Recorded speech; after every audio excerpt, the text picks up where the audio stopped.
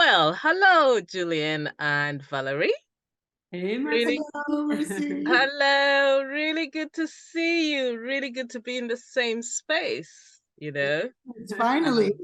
Yes, yeah. And glad to be speaking with the hub members, hmm Julienne and Valerie. So looking forward to the conversation. Really looking forward to know you better, to Yeah. know about the work that you're doing, and also how you connect, because Karma Arts is all about connections, connecting communities, and reaching out to each other and making meaningful conversations, meaningful exchanges as well, hmm and networking. So Yeah. I'm going to ask you a few questions Yeah. um, before, sorry, after you've done your introductions. You introduce yourselves from a perspective of a tribe member of Kauma Arts and as an individual. hmm And you can talk a little bit about your work practice. Yes. So I'll start with Julian, Yes. and then Okay. Valerie, you can do that. Yeah. Okay. So my name is Julienne Doko. I am dancer, choreographer. Um, I was born in the Republic of Central Africa and I was raised in France. So and I'm based in Copenhagen now. I've been here for a while now, some years. Oh, wow. Yeah. Pan-European. Yeah, exactly. But I've also lived in the US, Canada, and Brazil also. Oh my goodness. Uh, Really global. yes, definitely. A Um, global citizen. Mm, exactly. mm. So I would say that so my dance style actually is definitely reflects my path around the world, right? So I've trained in different styles in different places, and so I can name like just like chronologically, I guess it's the easiest for me. Like ballet, jazz, hip hop, samba for Brazilian, traditional West African, and some Guinea, contemporary African contemporary. Yes. So yeah. Wow. Wow. Yeah. Thank you. And how about you, Valerie? So let's see, I guess I'll do similar to you. So my background is my mom is from Vietnam, which Yeah. is a formerly colonized country by France. Mhm. Um, and my father is American. So I've grown up kind of biracial, obviously, my whole life, but also not even bicultural, but multicultural, you could say, because I was born in the US, but then we moved to France, and then we moved to Zaire, which is Wow. the DRC, and then Rwanda, and then Malawi. And Wow. so I have kind of this also global Mhm. background just from my personal life, which then was reflected in my dance interests later. So I'm Mm, not a professional dancer, but I'm somebody who has always danced. And I also started out with ballet as a child and then kind of moved on to jazz. And then in the San Francisco Bay Area, there's a very thriving, I would say, community of dancers and dance teachers of all different backgrounds, from the Caribbean, Haiti, Cuba, and also African, Senegal, Mali, Congo. yes. I was first drawn to the Congolese dance because I could hear the French, and so and also Zaire. I mean, they're from Congo Brazzaville, most of the Yes. community in the Bay Area, but Yeah. And they speak nevertheless, French. Yeah. and there were some connections there. Mm. So I, for about, I don't know, 20, 25 years, was in that world of the San Francisco Bay Area, Mm. just practicing several times a week, as many different dance genres as I could. It kind of went from Congolese to then West African to then Haitian, Cuban. And by the time I left and my husband and I moved to Denmark, I had spent 7 years in a Polynesian halau, Wow. learning Tahitian dance and being exposed to Polynesian hula, Tahitian, uh, Yeah. Samoa, so that's my dancey background, I guess, though I'm not a Oh, professional dancer. what a wealth of knowledge that you have inside of you. It's been wonderful. I mean, Oh, oh, that's really great. And it's so great to have you in the hub, you know? Thank Both you. of you. Oh, great, great, great. So, we're gonna move on to the next question. The first time we met, Yeah. we were in Oslo, Norway. Yeah. Yep. Talk to me how you got to be there. Well, that was her doing. Yes. So actually, let's take it back to 2010. Mm-hmm. And or is it not even when actually Thomas Talawa, who Yes. was Thanks to Thomas. He exactly, invited me there. So yeah. so exactly. But I met him because he taught a dance hall workshop here in Copenhagen. Yes. I went, of course, and then I connected with him, and then he said, "Hey, actually, there's a conference in London happening, right?" And it was the Adad at the time, yeah. Yes. I was like, "Oh, great, sounds awesome!" So I actually went to London to the conference. And he was Yes. a keynote speaker, and I also met Funmi, Yes. mentioned, and so Vivin also was there. Yes. So I got to know some of the people in the hub and the connection and the global, African dance scene around the world. And then, then after that, I moved back to Canada to dance with Zap and then do my own projects and then moved Oh, you to Brazil. danced with Zab. Yes, I did actually in 2011 and 12. Yes. Oh my goodness. That's wonderful. It's really interesting because we're Kalma Arts is supporting her documentary that was done by Philippe and Marlene. And so it's gonna be this year and next year. So from the autumn. So it would be really nice to kind of have that conversation, engage, or maybe even come to London or something. Because we're hoping to host them. Anyway, that's a by the way. Yeah. But anyways, so later he contacted me to ask me if I wanted to be part of the whole is it the Norwegian Arts Council initiative called the Critical Friends. Mm-hmm. This is like a group of Nordic artists, Yeah. being consultants in their field, and then to have that whole discussion about diversity and inclusion in the Nordic art field. Mm.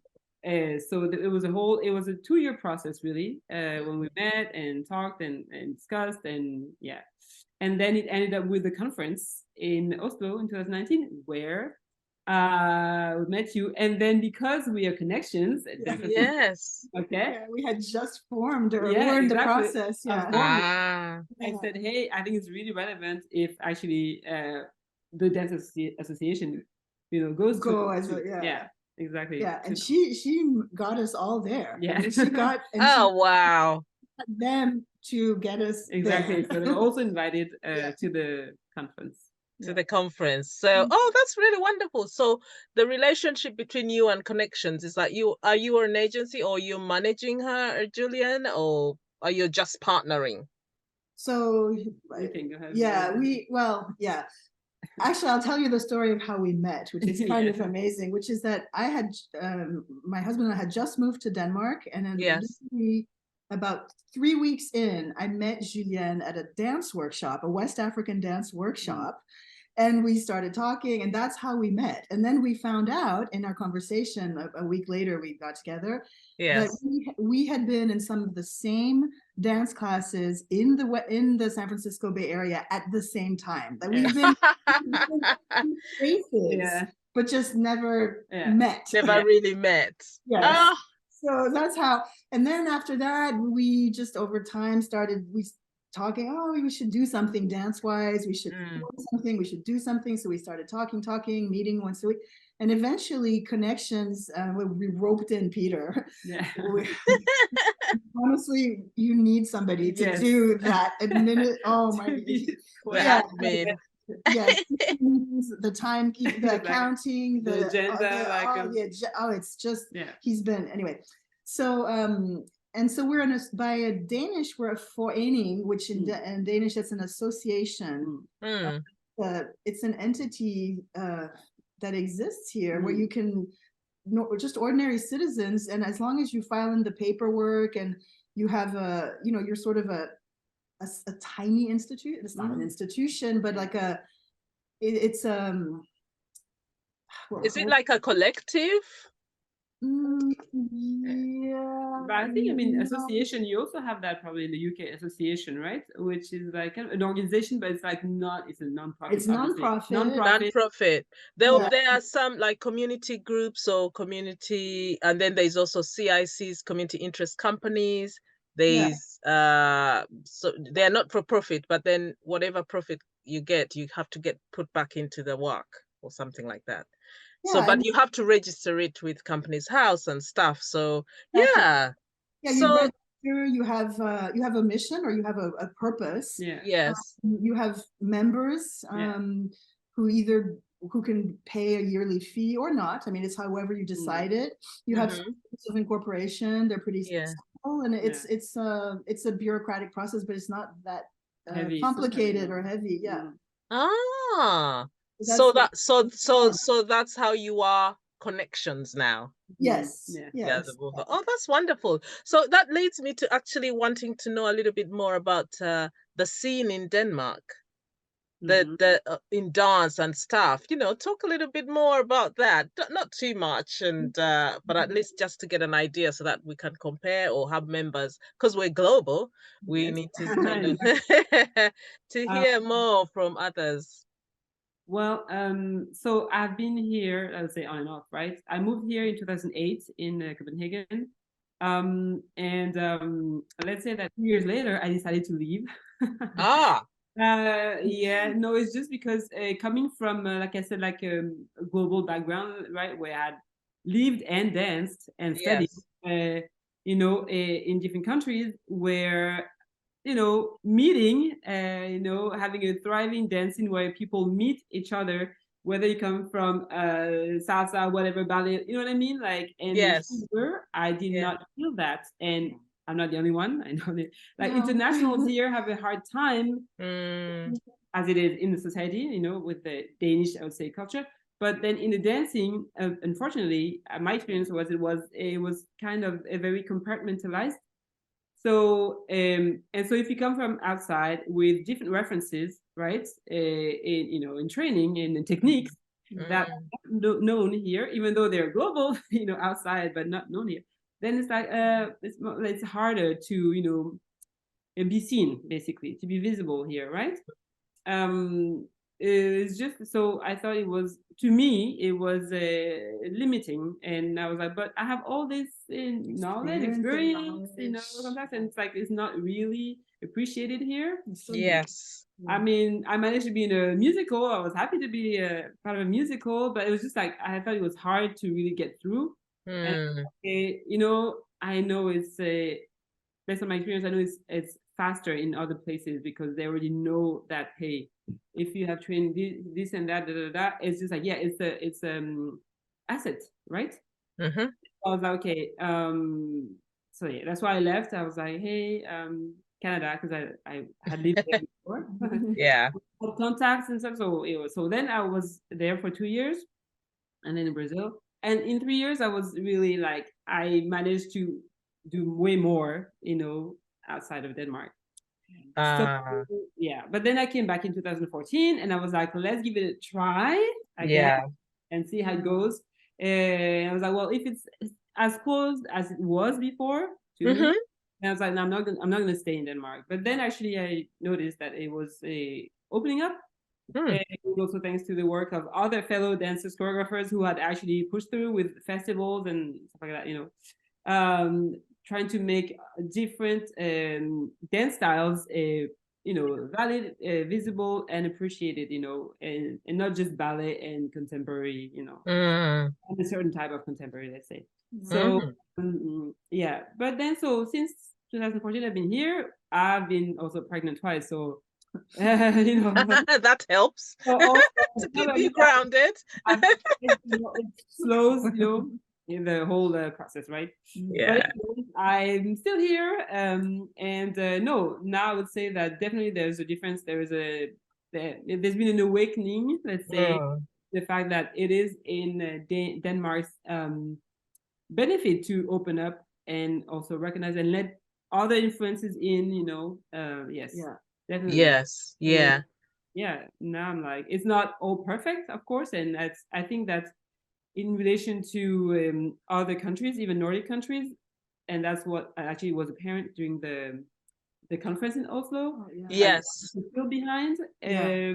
but I mean, it is really moving forward, and I think it's really Really getting there. yeah. Yeah, it was a really interesting conference, that conference, because I got to know and listen to so many different, yourselves, meeting you, but also during the breakfast conversations, those corridor conversations, you get to understand and learn. And actually the final day as well. I'm not quite sure whether, Valerie, I think you were there actually. The final day when we went to the cafe. You might not. No, I No. think we left. Yeah. So that was really revealing, because that's when we got to network. That's when we got to really unpick some of these things that are happening in the Nordic countries and stuff. And but it's good to know and hear that things are moving forward. And I guess, after COVID, it was a revelation for many. And so, we kind of started assessing or kind of revisiting how we show up in the world, and how people perceive us, but also taking opportunities and stuff. So Valerie, how do you feel about that in because obviously you're well traveled as well, so Yeah, I mean, yeah, at the time of the Oslo conference, I had only been here a few months, so I was observing a lot and noticing things. But I would say that in the last few years, I've noticed that even during COVID, there has been a slight shift and opening, and you can. The thing about Denmark being a small country is that things once there's a ball that's set rolling, it can actually go quite quickly. Oh, good. The conversation with somebody, and then like, oh yeah, let's just do it that way, and then suddenly Yes. everyone is doing it that way. Oh, Because it is, after all, a fairly small world.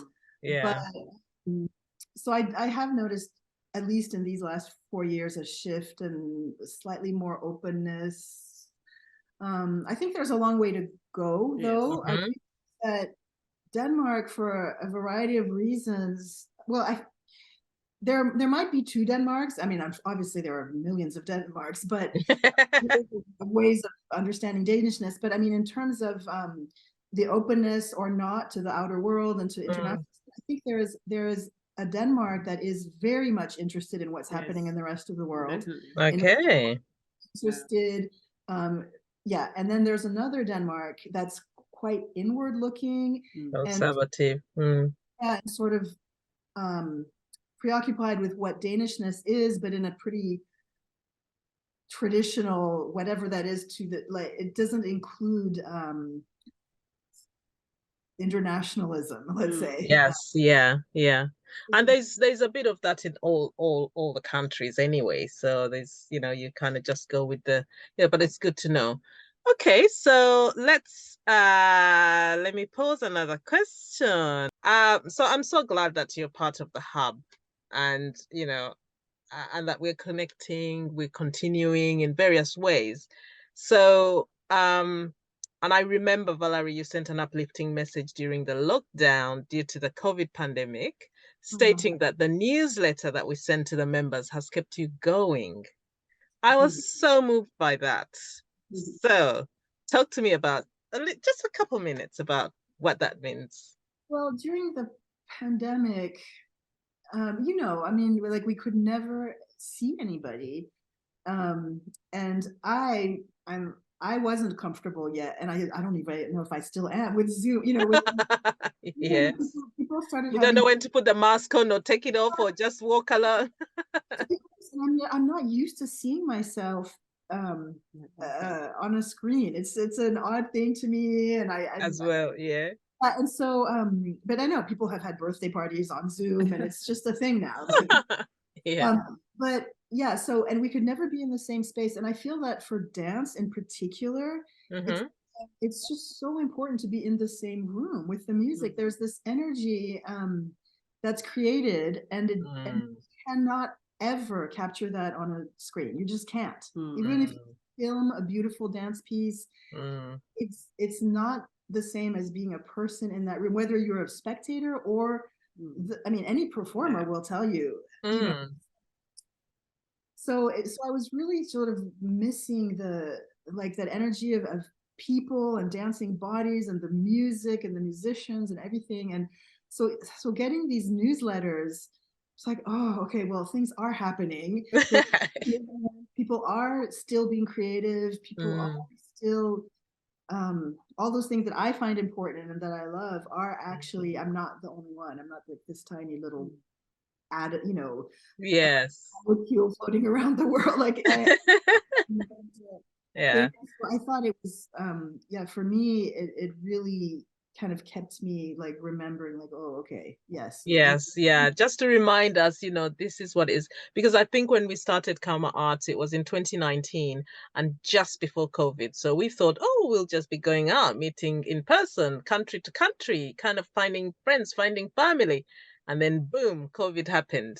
Yeah. So then what did we do? We did the online brief encounters, which has actually worked really well for us. And so now we're kind of like, you know, we've got a manifesto now. And so that manifesto, we're going to be building it up, you know, hopefully if we get funding or when we get funding, we will be able to develop that and make sure that we are actually doing hybrid events, like either live and in person and, you know, from country to country, from diaspora to diaspora. So that would be really, really great. So yeah, so thanks. That was really, I really appreciated that. And I will remember that. No, it's very heartfelt. It's very true. I mean, there's just, and especially I think maybe also Denmark, like we don't feel, I feel this, I don't know if you feel this way, but I don't feel the warmth of Afro-diasporic dances that you did in the Bay Area, like, or maybe even that you do in Norway. I don't know, but don't, yeah. So I really miss that. Yeah. Well, I'm glad that, you know, the world is opening up and it's even opening up in terms of, you know, kind of being as open as possible. We still have a long way to go, but it's now, you know, we can access certain doors and we are thinking about doing things our way as well in terms of making sure that things happen. So technology, I mean, I know I resisted, but it's amazing that it is. Yes, it truly is. I just need to get more comfortable. Yeah, we can, it will always be a different experience, you know.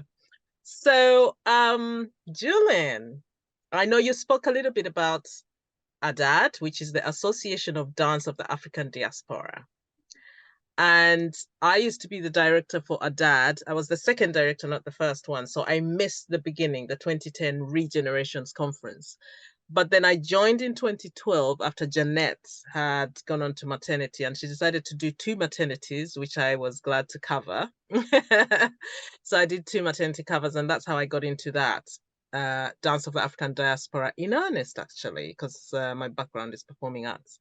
But you mentioned Fumi, you mentioned Vivine, you mentioned Thomas, and Regenerations was just an amazing, because we're trying to bring it back. Everyone is asking, can you please bring it back, bring it back, bring it back, because it's a sector thing, bringing academia and practice together to debate, perform, present, network, and actually influence future practice. So we hope that it will come back. We're hoping maybe 2024, who knows?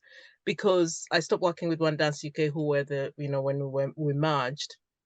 But I think because it's a sector thing, we can always come back together and kind of create groups, network internationally, and then just do something because it's ours. It's not any one organization's responsibility. It's a community thing. So hopefully we'll be able to do that. And I'm glad that you mentioned and you can actually see that, you know, it worked because of the connections that happened and, you know, how you got to the many places and spaces. So that's good.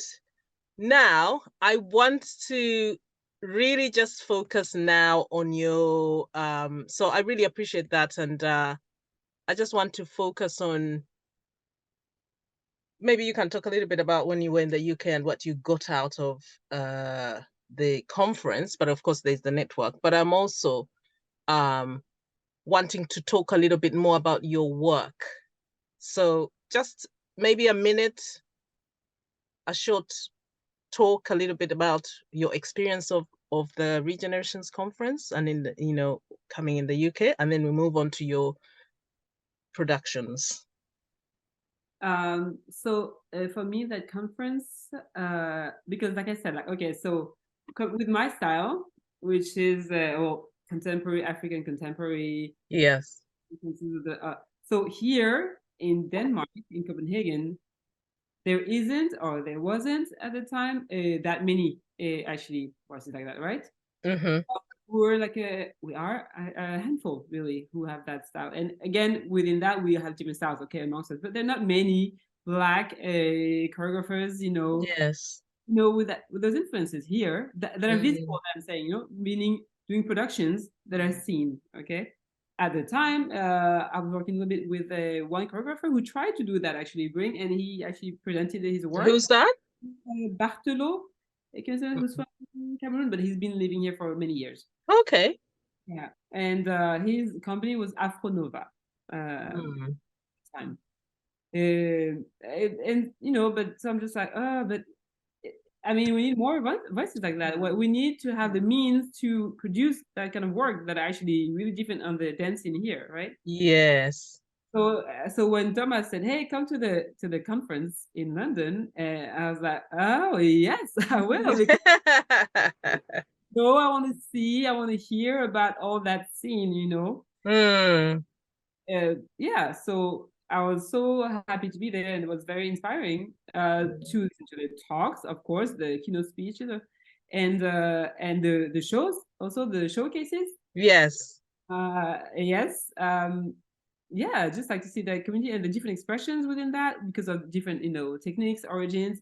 I took the workshop with Professor the Fundalai technique. I don't remember. Kariamo, who she passed away, unfortunately. Yes. Yeah. But I took her class. Like that, I was just like that community, you know, and you just like discover this technique and this technique and this experience. Yeah. You identify with this experience, and you know, so to me it was, and yeah, of course, a network, but just like to me it was just like, yeah, there's such a wealth. You know, yes. such a wealth of, you know, yeah. I mean, it wasn't as big. It's not as big, but it's kind of like really concentration. But for me, when I joined and I inherited the work, I developed it, of course, and we did another. And so, you know, so far we've had 5 regenerations. The one you came to was the very first one.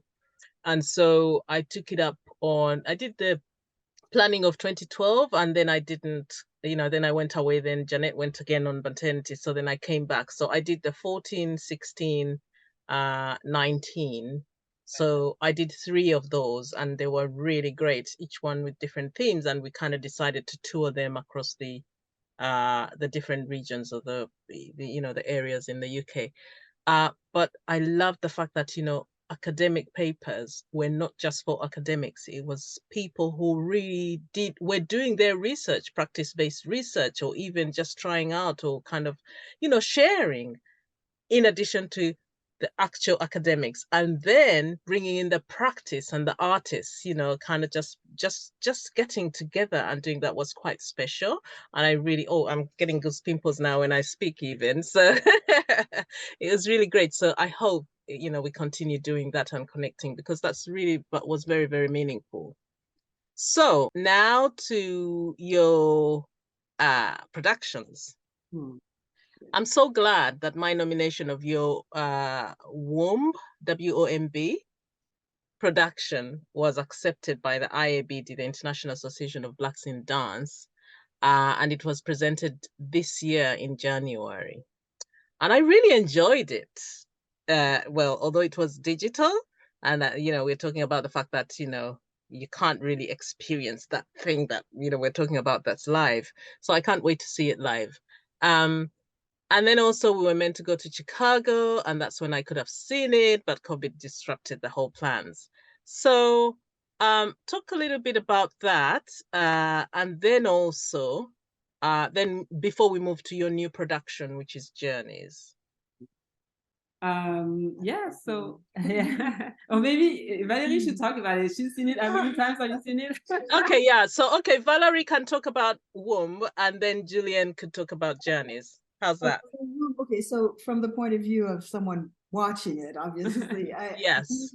yeah, I've seen the works in progress, and I've watched it many times performed, and I mean, for me, I find it, I don't even have the words for it, but I find it beautiful, and there's new movement in there. There's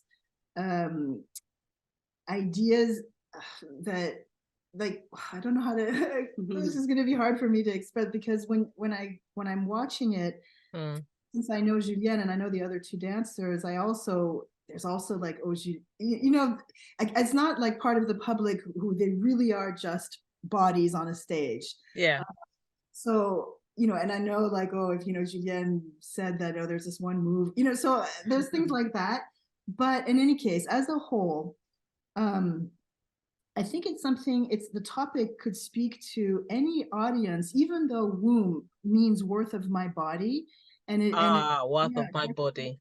Okay. It's, you know, yeah, I mean, that even though not everyone has a womb, I even think that people who don't have wombs can feel something and have all sorts of reactions to the movement that they're creating, because they all have their own unique styles, but they're brought together on the stage with Mary, Na, and Julienne. And then there's also a live live drummer, which is very important too. I find having a percussionist, you can see the connection between the percussionist and the dancers. You can sense that he's kind of attentive to them, which makes the audience watch not like if we're on a screen. Do you know what I mean? Yes. Like we can hear them breathing. We can see their, I don't know how to explain, but if you want me to describe the actual movement, I think that would have to be Julienne could talk about the different influences. But for me, I went through a whole range of emotions when I watched Womb. I mean, the very beginning, you know, you see these bodies on stage. It's kind of dark. There's some lights, and there's just this breathing. So already, well, obviously that, I mean, since it's titled Womb, you already know what. Yeah. But then it just builds from there. I don't know what, because I'm not a choreographer, so I really don't know what choreographic choices or what is going on in Julienne's mind when she decides this body's going here, that body's going there, these movements. Sometimes it's going to be one person, sometimes it's going to be two, sometimes it's going to be all three of us, you know, when there's so many different formations and movements, and on the ground, high up, leaps, but also very grounded. I mean, for somebody who I do dance, I'm not, you know, a member of the public that doesn't dance, so it wouldn't be the same. Like I could almost like feel like doing some of those movements myself. And I've actually asked Julienne, like, you know, one day you should have a repertory class where those of us who kind of want to move that way, you know, because as a woman, as someone who does actually identify with the changing body over the years, and how it may or may not be perceived by you know, I do feel, I agree with that feminist theory about the woman is watched, like we are looked at, our bodies are looked at in all its acceptable, is it not acceptable, is it too big, is it too small, you know, the breasts, and I don't know. Anyway, so so many different ideas. It was so generative for me personally, both ideas and emotions. I'm asking, I wonder why. Okay, and then even, this is so silly, but it's not, is the lemons. Okay, there are lemons in this piece. Lemons? Did you I didn't. I don't remember lemons, but I know that there were props. Yes, right, lemons. So when you're in the audience, the lemons, you start not focusing on them, obviously, because But they're an interesting, and I don't want to say addition because they're not added. I mean, they're part of the, yeah. Yeah. It- Was it just- that was it I thought there were masks as well. Yeah, oh, the body casts, Because yes. that's what I remember most, the body casts, you know, you call it. Yeah, Oh, of the womb, I think. yeah, Yeah. the body casts. Of each of us, but Yeah, yes, they were hanging or something, and I was just, yeah. Anyway, Those are we won't amazing. spoil it. Let's not spoil it for people who need to go, but Oh, you that's must right. see it. Okay. No, that's okay. But it's something that, you know, I hope that it's still available and that people can actually, you know, it's one of these things that you have to get people to see see, and watch and that's what I'm trying understand. to do. Yeah, you keep. I'm trying to do that actually. But Yeah.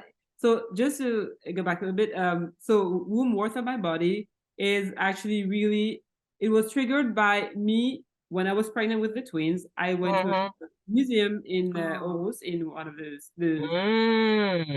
I saw this painting, which is called Natural Circle, and it's like this figure, like a macabre figure, almost like a skeleton. It's like a woman, like half skeleton, something with a saggy breast. You know, she looks she's just like, you know, like and then she's in the middle of a lemon circle, and for some reason that painting just like Stuck in your head. exactly. I was just like I froze in front of the painting. I was like, whoa. Oh, It's like riveted. I was like, okay. And I took a picture. I was like, I don't know why yet, but I know this is the beginning of something. I knew it was a seed of something. I didn't know. Picture, boom, okay. And then later, after having given birth to twins, going through the whole process. Okay, so for the questions, when you're pregnant, is the delivery gonna go fine? Am I gonna survive? You never know. You know what I mean? How are you it's gonna a new experience. how gonna react? As an immigrant in Denmark, what is gonna be my legacy to my kids, language-wise, culture-wise, because I'm already like grew up in France, but I'm from Central Africa, so part of the cultural heritage already is like kind of lost a little bit. It's still accessible, but I'm just saying like Yes. grew up in another place, so you kind of lose, right? Yeah. Those questions. So to me, it was like a whirlwind of like questions, and I was like, movement, movement, right? Yeah. Definitely the body part was because as dancers, as performers, we're super aware of our body, right? What it will look like, etc. So, and it's like when your body changes and you maybe get some stretch marks, and then get back to before. Can we ever get back to how it was before? You know, all of those questions. Oh, tell the stretch marks. What they mean in your culture. Exactly. So when I was thinking about, I was writing, kind of like writing the synopsis and thinking about the themes of the piece. Yeah. Then I asked my mother. I asked her, hey, in Gbaya, so my native language. Okay, Baya. Gbaya, yeah. And I was like, how do you say stretch marks? And she said, actually, it's called dapsang, which is called tattoos of the ancestors. That is so beautiful. Is also Wow. but like tattoos of the ancestor. Oh, wow. What? I just That's how. Yeah.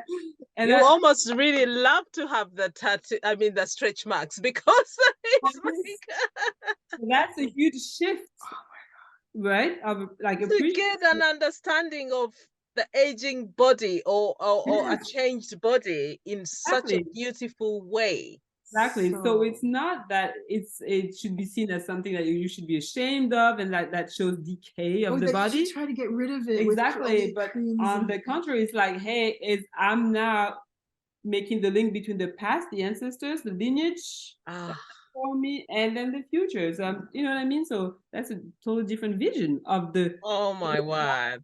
Marks by transmission, by ancestors. So I was like, okay. I definitely that's it. That's the whole piece there. I'm so excited about that because you did three things that I'll pick up from there. Like, regarding the tattoos, it's really a manifestation of how Sankofa kind of looking at our past to fetch what is important to us. If only people could just look at or listen to that and kind of take that knowledge and call the stretch marks something different and kind of like it would be a better world. That's one. Because the younger generations are just getting more and more lost. And, people are trying to push themselves to look so stretchy and straight and, all of that. That doesn't need to happen. We have to be organic. We have to be ourselves and stuff. So that's one. And then the other one, when you said you were so fixed with the painting, and then you immediately thought about movement. For me, what that says is the power of dance as a language that is universal. You don't have to say anything, you just have to move. Yeah. And then it will express itself. And look what's happened, in terms of womb. So that's two. And then the other one is just a thought, because here in the UK, a lot of dancers are having to, kind of like, because everyone is trying to be diverse, equality, diversity, inclusion, and decolonizing, that's the buzzword, decolonizing the archives, the collections, decolonizing education, everything, decolonizing everything. So I'm just thinking, so a lot of institutions are kind of trying to get in touch and kind of connect with the communities, because that's requirement. That's, okay, they tick a box to get some funding and stuff, but it's good, it's a start. So I'm just wondering so what they're doing is that they're engaging artists to actually respond to paintings that they have in the museums. So I'm just wondering, because now I'm on my part-time, I used to be the chair of Tavaziva, but now I'm doing some work as executive director with Tavaziva Dance. I think you might know Baren Tavaziva. I know the name for sure. Yeah, he's from Zimbabwe, but he's been here, so we're going to celebrate 20 years, and I think I should connect you. I don't know whether they're members, I think, but maybe not. But I think, you really need, when you were talking about, I think you mentioned something which was really, really it was Valerie who mentioned that, I think you always wish that Julienne could do repertoire work, and kind of for people who want to move that way, because what Baren does, he does lived experience.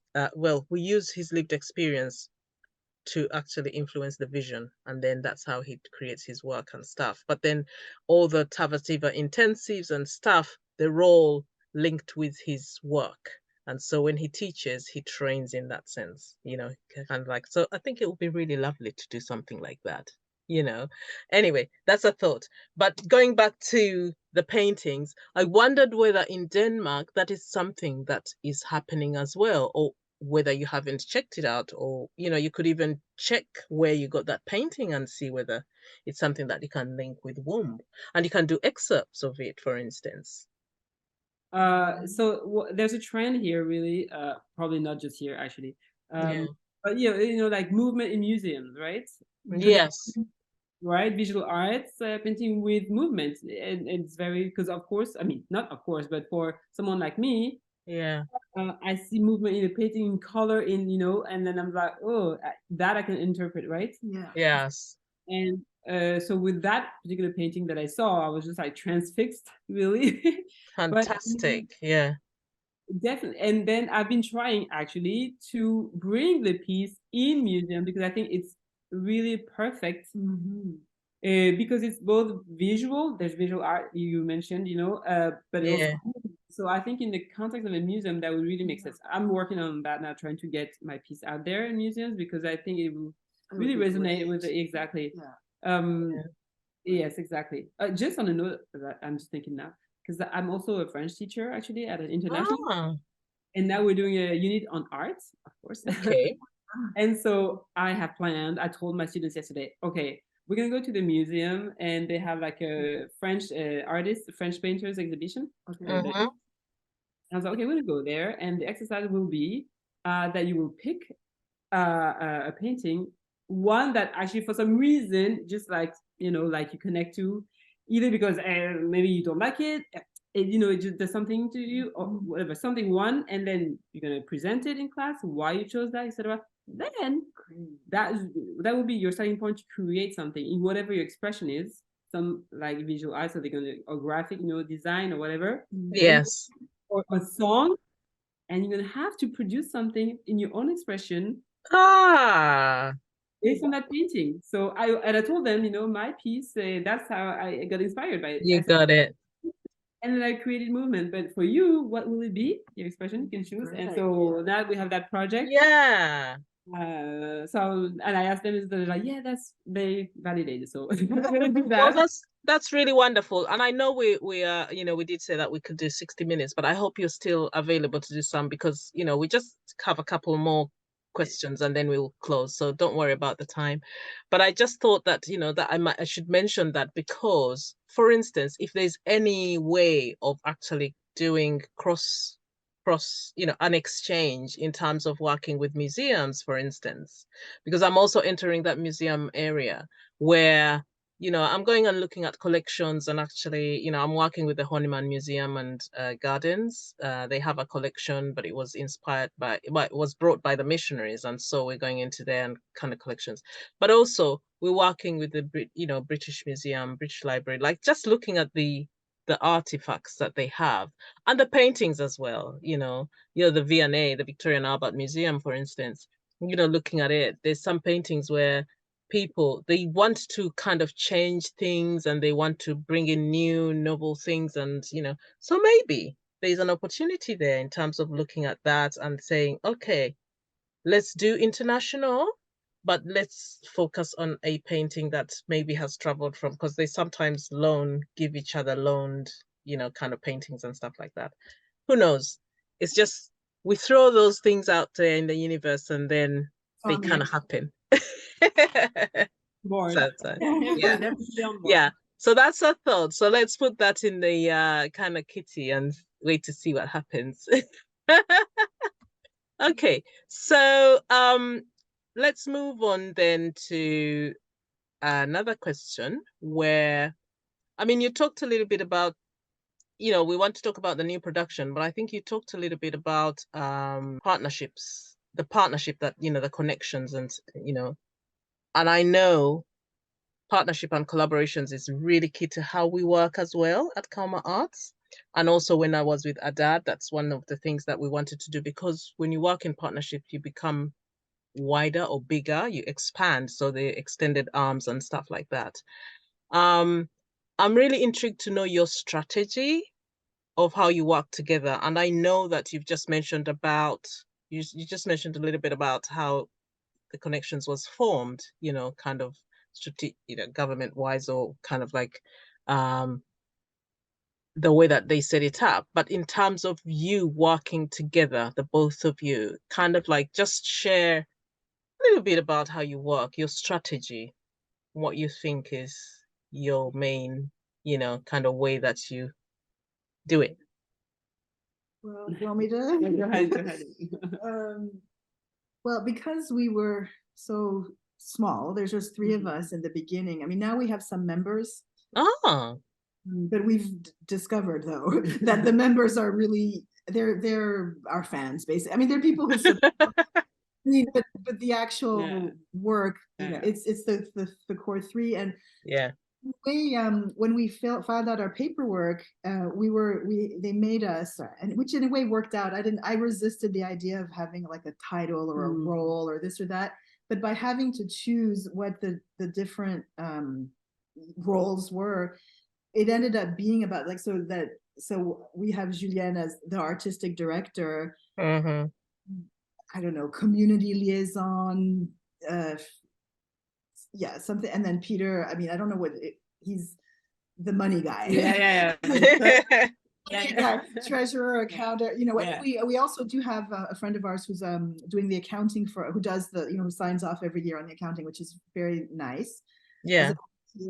And our members, there's a couple who are happy to to help out when there's an event, but in the end, it's been the three. And so Julienne works on her personal projects, or I mean, like unbelievable amounts of work. I've organized a few workshops, dance workshops, and done community dance day. I named this series of workshops Denmark dances because I was aware of this idea that in Denmark, when you say Danish, something is Danish, people would imagine folk dance, or they would imagine so that but there are lots of international people who live and work in Denmark. So that's why I deliberately called it Denmark dances rather than or diasporic dances or ethnic dance or world dance, because I don't know if anyone ever got it, but in any case, it was just sort of like, well, we're all here. Yes. Here, and we are Yeah. doing dances. And as Julienne says, there's not many, but there are some. And so that's how we've been doing it. And then, but I'll ask opinion, obviously, on when it's more artistic, like, a theme for the dance class, like, should it be masculinity and femininity in like we're thinking of we're doing soon, and well, 2 years ago or during COVID, we managed to do a series of workshops where the drum, the percussionist, and the percussion itself we tried to highlight, elevate everything. I have this idea, and I think we all agree, that drummers tend to get lost and forgotten in a lot of stuff. Oh my goodness. Thank you for mentioning that. They're never paid enough. They're not really thanked and honored. And that's one of the things we wanted to highlight in Regenerations. Oh, wonderful. They're so central, but at the same time, they're forgotten. And they just throw a bit of money there. And that's a big thing, because the drum tells a story of a people. And it's so important. So important. Anyway, I interrupted you a little bit. Well, no, I guess I'll just say quickly, and then Julienne can add. It's just kind of organic, like, we do. Okay. The thing, Peter works on his, like, he comes up with all the accounting stuff. He makes, graphic. Oh yeah, he does graphic design too. Very important. Oh God, that's right. He's done the banners, the pictures, the outreach promotional materials. Yes. And Julienne does her creative work, etc., etc. My thing, whatever, is booking studios, honestly. No, you come up with the ideas also. That's true. And actually I do communicate with with the dance teachers and the drummers, and honestly, I have to do this in English, French, Danish, Spanish, Portuguese. I mean, it's like, it's so hard. Not that I speak all of those, but I kind of manage to mangle, because people are or English speaking Africa or Brazil or Cuba or wherever they're from, and then of course not everyone speaks anyway, so it's quite a thing, but it's okay. It's great. We just meet when we need to meet, right? Is that how we work? Just like, oh, hey, we need to discuss this. Up at a nice restaurant where we can have some good food, and then we talk. We end up meeting for many hours, actually. We really do. And then we discuss everything. And do you get funded? Are you funded, or you just well, I mean, Connexions as such, no, because but my projects are getting, my dance projects, choreographic projects are getting funded, and so but because it's Connexions, so it's actually through Connexions that we I mean, so it's kind of an administrative thing, but it's been being able to use the Connexions. There's a thing called a CVR number, which is a company number. So it's been bureaucratically and administratively much smoother to have it go do that. So you act like Connexions acts like a fiscal sponsor, for instance. If you look at it in America, for instance, if you're asking for money or not. If when I apply for funding, I give the number of the Connexions number. So do they receive the funding and then they distribute it to you? So maybe that's what it's like. It's because in America, it's more in America when they say fiscal sponsor, but it's not so much here. Maybe that's that actually. Maybe it's the system. Similar, but it's not quite. Maybe it's just a different thing. It's an interesting thing actually, because it makes it more flexible for artists to get funding. If I apply in my own, which I have done the first time, because I didn't know, if I apply in my own social security number, then the taxes understand that, hey, Wish is rich now, even though the money. Then they start putting it up. So now I think it's solved because I explained everything. But it's a problem in Denmark for now. In the recent years, that many artists actually who apply in their own social security number got like a huge bill at the end. It's like, hey, you owe us. Yeah. It Oh, was wow. so Yeah, so that helps in terms of the liability. It cushions you a little bit and stuff. So, and you oh also wow. So the strategy is organic, and Yeah. you kind of meet as you can, and kind of like really moving along together, and it's organic. Everything is organic and how it presents itself. However, I'll add that, and I resist it because I've enjoyed the organic. I like the idea of being able to plan something for in 2 months or 3 months. Yeah. Learning, and Julienne did tell me about this years ago. I didn't quite see, the Danes are so obsessed with timing, and they have this thing here. I don't know if it exists in UK, where everybody knows what week 1, week 2, week 3, week 26, week 34 of the year is. Like you can say, okay, on week 42 we're going to have this event, and people know, and they know when it so is. they plan ahead. So far ahead. And I mean, and I like planning, but Yeah. But there's a spontaneity that gets lost, like especially if you want to do something which should be so fun and togethery as a community dance day in a couple of months, because obviously the interest in the types of dances that we love and do and perform is, after all, quite niche. The Copenhagen itself is not the hugest city in the world, and then the dance scene then is not huge, and then these types of dances is even, so then we do know that we'll probably have between 6 and 12, maybe if we're very lucky, 18, 20 participants. Oh, wow. So, I mean, because I would love to be able to just pay for the studio and the teachers and the drummers with student participation. That way you don't have to ask for money, and it's fun. Yes, and it comes on, yeah. If we break even, that's great. If we have a little extra money, fine. But I think we're going to start asking for some money. We have this idea actually for 2024 of like inviting an artist from another country. Yes. Prepare it, ask for money, try to, because to get that done, yeah. Because I think in a way free events are good, but at the same time sometimes they kind of a detriment to the people who organize it, kind of raising the profile, raising the value, and putting value on the work that you do is really, really important. And I know that Canada insists every time you bring an artist, they insist that you give them some kind of money or some fee, a small fee, however small it is, that they have to do it. And it's one of those things that when we were with One Dance UK, we used to fight for the fact that artists need to be paid and we have to be paid fairly. But it's still a struggle. I mean, it's difficult because people think, oh, I can dance. Why do I have to pay? I can drum. Why can I pay a drummer? All of that. So it's like, no, this is professional. This is, you have to do it that way. So I'm glad that you're going into that space as well. And I guess that's how Connexions will develop as well, actually, to make it.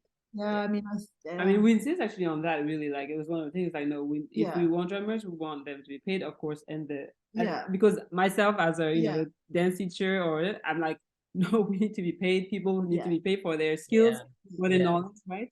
So otherwise they keep you there and like don't take it seriously. It's like, a bit of fun, a bit of jumping up and down, and and then we go back to the serious ballet. Because they paid a lot of money, And then the economic reality is that when there are, let's say, 6 or 7 drummers, you absolutely can't charge the students for that much.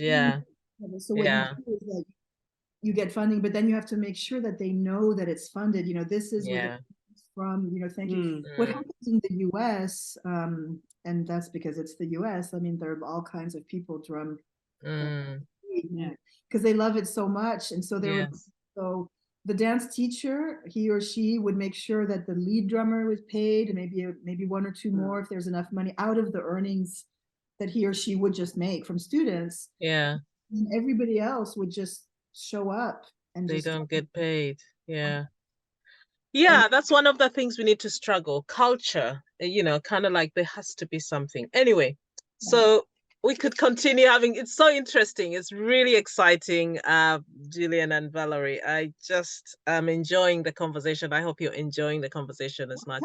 But we have very little time, so we'll just get on to journeys. Yes. So, what is it about journeys that we have to talk about?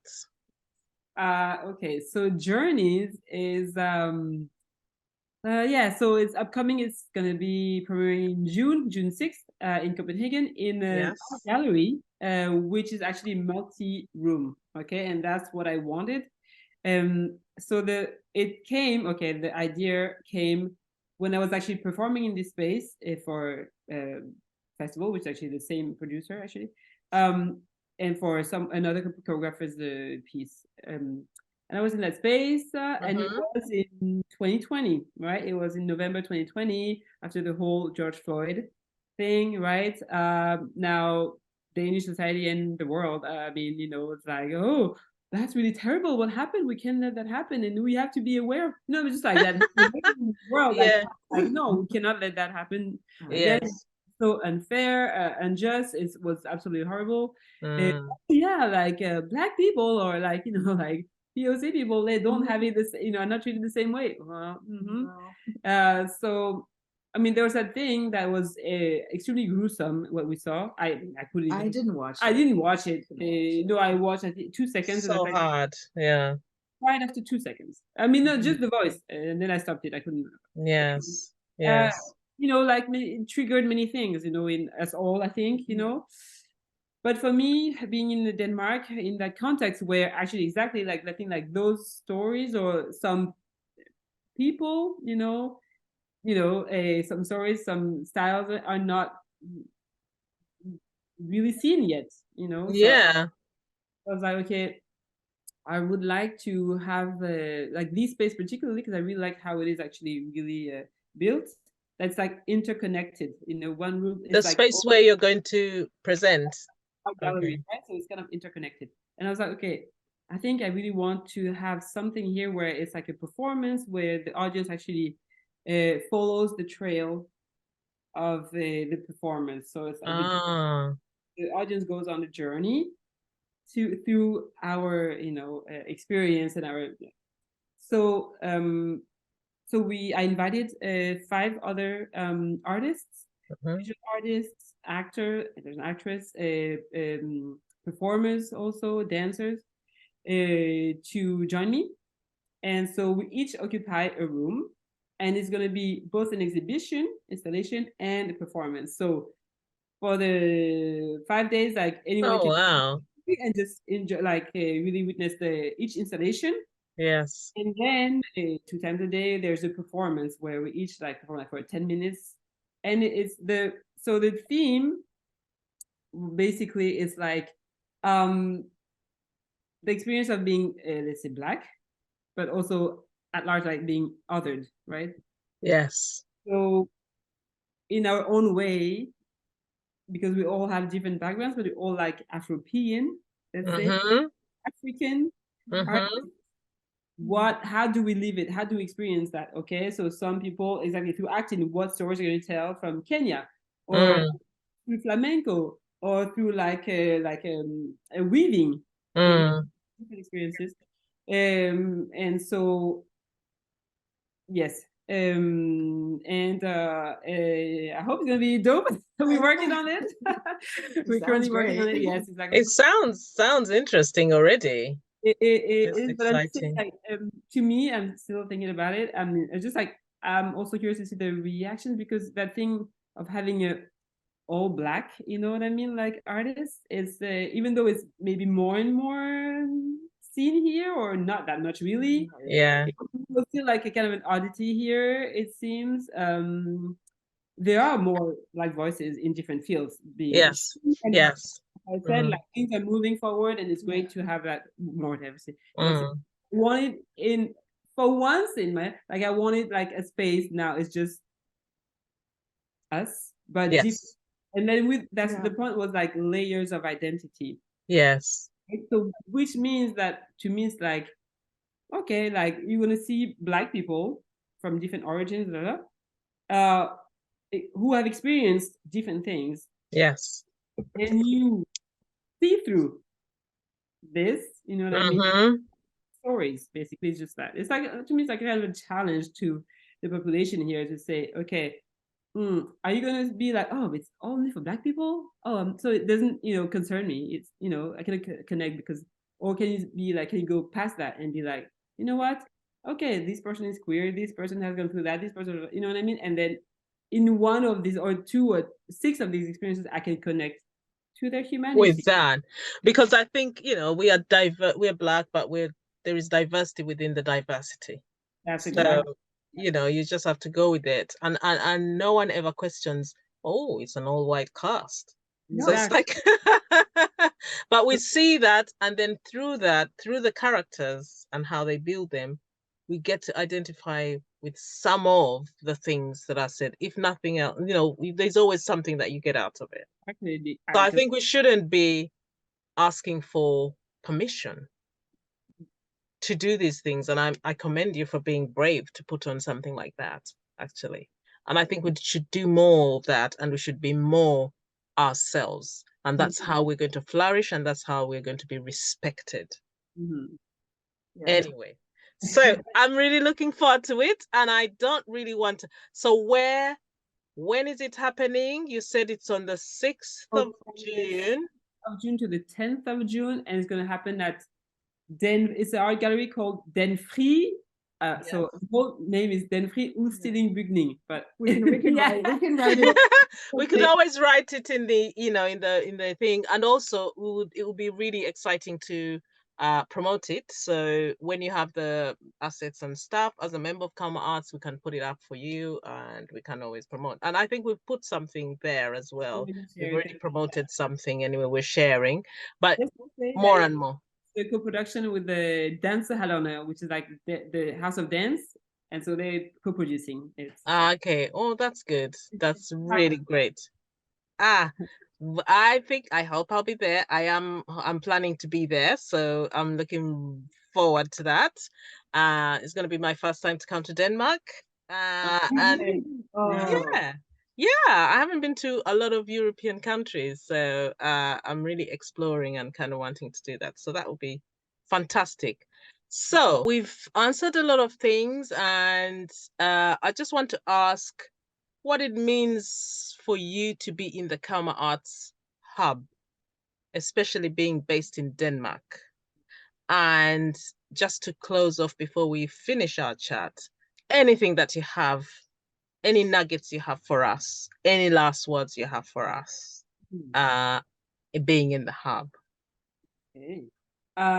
So for me, being a part of the hub, it's I mean, when you don't feel isolated, in the place that you are, is empowering in the sense that it gives you strength. It's like you feel like, okay, I can move forward because I can other places. Okay, that is done. That is great. Gives me also like inspiration to keep pushing through. Yes. It's tough. I would say it's a tough industry.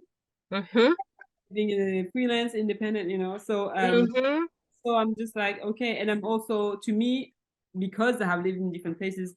I mean, I'm based here, but definitely I always have my eyes, in so many different places. Absolutely need for me to keep connections and grow connections, Yes. It's great. Yeah, so definitely in dance, it's absolutely super important for me to have also places where I can hold on, also, and connect. Yes. Work, collaborate, for sure. It's so enriching for me, for sure. Yes. Oh, fantastic. I echo all of that, and yeah, for me personally also, especially, or maybe not especially, but because of the Polynesian interest, it's just like, no, it's like it's so important because it's like belonging in a way. And for me, honestly, I don't feel like I belong often in my life anywhere, whether it's personal, whether it's ethnic, racial, historical, cultural, and in any way, really. I don't feel like I belong. And so just feeling like there's a space, there's a family in a way, there's like that belonging. important. Yeah. And then with the Polynesian, I mean, there is invisibility here. I mean, it is Yes. like, let alone, I mean, it's not even, I don't know, it's just so not on the radar, you can't even imagine. So I don't know. So being able to put that on the camera, it's like, oh, okay, no, it is, I am here. It does exist. I do. Yes. Yeah. And Yes. actually, Julienne and I'll give you a story. We just very recently participated in a student art project with a student of Julienne's, actually. You know, she loves dance, and then she wanted some way of concretizing that visually. So she came up with this project where different dancers did dance movement on a big canvas with paint on our feet. And so Julienne participated, and I participated, and I think you did African contemporary, right? Yes. And I did Ori Tahiti, Tahitian dance. Like, I don't think there's a trace of it anywhere in Denmark, but on that canvas, my green feet are on her canvas. And then she very kindly it said that she's going to actually send us some pictures and a little So this young, she's 16 years old or something. Anyway, so that was what we did last December. It was just like, okay, that's nice. Beautiful. Wouldn't it be nice to be a backdrop of some kind of production? Yeah. So that was like our trace, like our actual feet in paint on canvas, and that was somewhere belonging. Belonging. Belonging. And I think in on the African continent, because I come from East Africa, I think that's the Ubuntu. So, you know, that's wonderful. I really have enjoyed speaking with you. I hope we have more time, and you know, this is the beginning of many conversations we can always have, because it's our hub. You know, we can connect, we can meet up, we can just, you know, do things together. And so really excited to have you in the hub, and excited that we can continue having conversations. Thank you so much for your time. Thank you for being members, and let's keep connected. So you've had them here first. Watch the space. Thank you so much. Thank you, Marcy. Okay.